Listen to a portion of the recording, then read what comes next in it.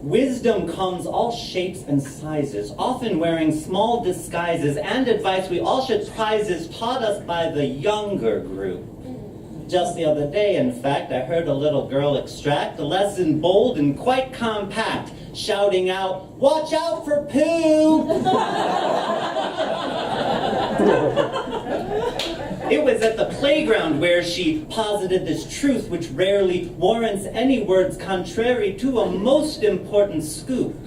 Birds had flown up overhead, dogs had done their deed then fled. I was grateful when she said in forte voice, "Watch out for poo!" Short, strong words and very easy to adhere to, since the feces on a day 90 degrees is cooked up like a boiling soup. Oh, the smell was awfully pungent, not to mention quite abundant. No instructions too redundant when it goes, "Watch out for poo!" Nature poets turn to nature to describe the human fate or seek out peaceful cones to state their take on our collective truth. But I find the city's youngest, often thought of as most wrongest, are in fact smarter than Congress when they scream, "Watch out for poo!" Really the only piece of it.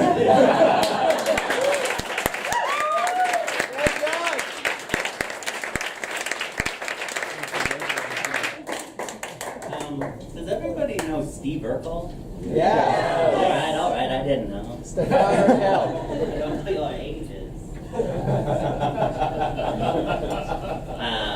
A sonnet.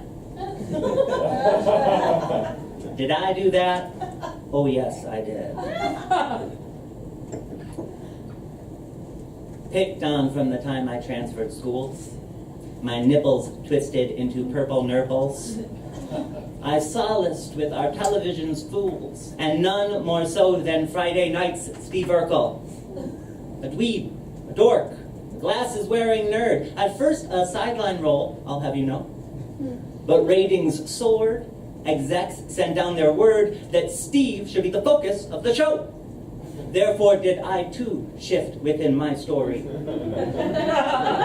deciding what to share and whom to tell, using poems to spin the mundane to glory, presenting as less Urkel than Urkel. So, my dearest, be my Laura, please. Let me love you. Also, got any cheese?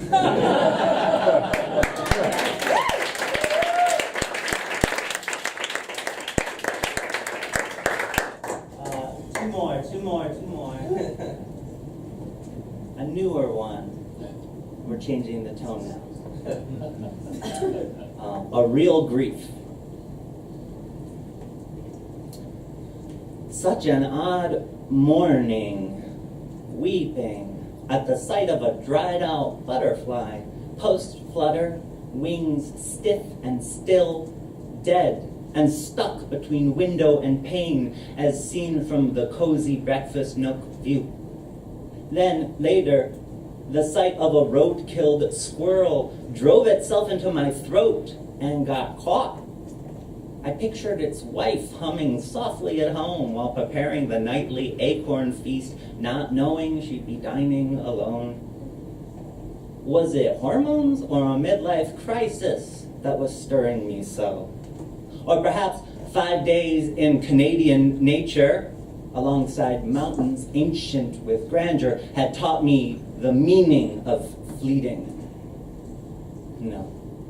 In truth, this is just practice for the day when true keening occurs. How much longer, I wonder, until a real grief becomes mine? Let's see. Mom's 67, Dad's 69. And one more.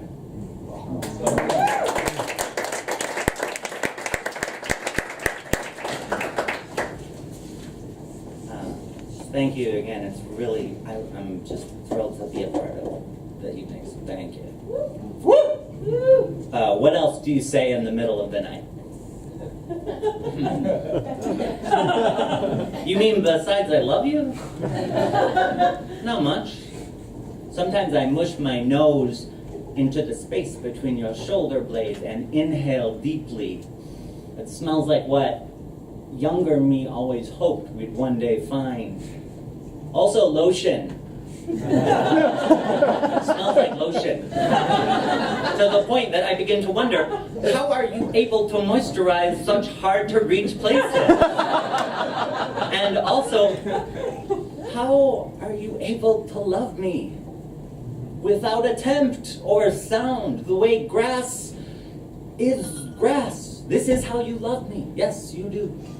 When I am very worried, which is often, and more so now than ever, I will read Merwin in a paperback to calm myself, or the news on a phone to stoke furious embers. Last night I chose the latter, then wrapped my arm around your sleeping side and held you with tender ferocity. And here is what I said without a word.